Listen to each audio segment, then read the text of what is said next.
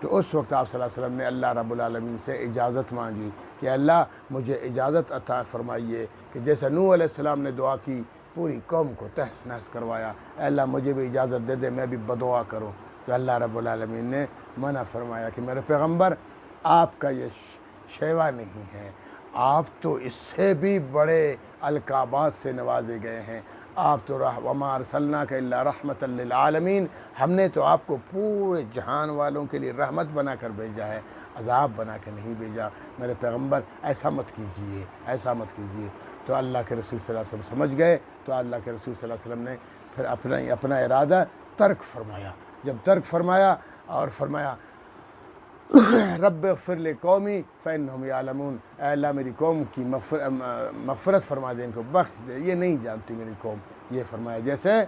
غزوہ اور جیسے اس میں طائف میں آپ صلی اللہ علیہ وسلم کو مارا گیا تھا پتھروں سے، اور آپ صلی اللہ علیہ وسلم کے جوتے مبارک خون سے بھر گئے تھے، اس وقت بھی آپ نے یہی فرمایا تھا کہ میرے رب ان کو معاف فرما دے، یہ ایک ایسی قوم، یہ میری شخصیت نہیں جانتی یہ قوم، تو اللہ بخش معاف کر دے۔ تو اس وقت بھی پھر آپ صلی اللہ علیہ وسلم نے یہی فرمایا۔ تو اس کے بارے میں اللہ فرماتے ہیں لیس لک من الامر شیء،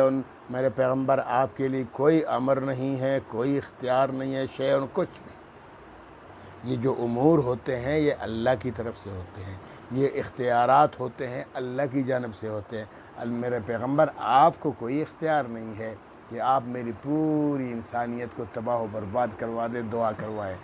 ٹھیک ہے، نوح علیہ السلام نے تنگ آ کے 950 سال تبلیغ کی کر دی، آپ مت کیجئے۔ آپ کا مقام نوح علیہ السلام سے بھی بڑھ کر ہے، آپ کا مقام تو ابراہیم علیہ السلام سے بھی بڑھ کر ہے، آپ کا مقام تو تمام انبیاء سے بھی بڑھ کر ہے، آپ تو نبی الانبیاء ہیں، رسول اعظم ہیں صلی اللہ تعالیٰ علیہ وسلم ہے۔ لہٰذا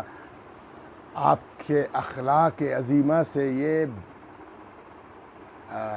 بدعا کرنا صحیح نہیں ہے، تو لہٰذا آپ بدعا مت کیجیے۔ تو آپ صلی اللہ علیہ وسلم پھر بدعا نہیں فرمائی، اور آپ صلی اللہ علیہ وسلم نے پھر دعا فرمائی، اور آپ صلی اللہ علیہ وسلم کو یہ بتا دیا گیا کہ آپ خوش نہیں ہیں کہ انہی کی نسل میں اور انہی میں سے بہت سارے لوگ آپ کے عاشق بن جائیں گے، آپ کے جانثار بن جائیں گے، آپ پر ایمان لے آئیں گے، اور یہی ہوا۔ پھر فتح مکہ کے بعد حضرت ابو سفیان رضی اللہ تعالیٰ عنہ مسلمان ہوئے، خالد بن ولید رضی اللہ عنہ مسلمان ہوئے، بہت سے صحابہ کرام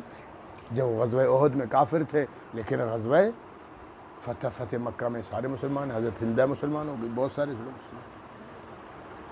تو اس لیے فرمایا لیس لک من الامر شیء، میرے پیغمبر آپ کے لیے کوئی امر نہیں ہے، کوئی اختیار نہیں ہے، شیء کچھ بھی، او یتوب علیہم کہ آپ ان کی توبہ قبول کریں، او یعذبہم یا ان کو عذاب دیں۔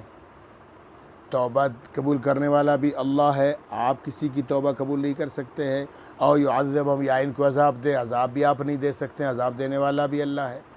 توبہ قبول کرنے والا بھی اللہ ہے، عذاب دینے والا بھی اللہ ہے۔ تو لہٰذا اللہ کی مخلوق ہے، اللہ کو کلی اختیار ہے کہ اللہ جو چاہے، اللہ سے کوئی پوچھنے والا نہیں ہے، وہ قدرتوں والا خدا ہے، وہ سب کچھ کر سکتا ہے۔ انبیاء تو اللہ کی طرف سے رسول بن کر آتے ہیں، قاصد بن کر آتے ہیں، اللہ کے پیغامات، پیغمبر کا مطلب پیغام رساں، پیغام رساں ہوتے ہیں، وہ اللہ کے پیغامات کے لیے، تبلیغ کے لیے، جہاد کے لیے اتنا اختیار تو ہے، لیکن اس سے بڑھ کر اختیار نہیں ہے کہ وہ لوگوں کو صف ہستی سے مٹا دیں، عذاب نازل کر دیں ان پر، یا ان کی توبہ قبول کریں۔ جیسے آج کل اللہ معاف فرمائے بہت سے جاہل قسم کے لوگ شیخ عبد القادر جیلانی کے بارے میں کیا کیا بھونگیاں مارتے ہیں کہ اس نے جناب ایک بندے نے روحیں سب کی لے لی، بوڑھی آئی، اس نے کہا میرا بچہ چاہیے، اور ان کو ترس آیا،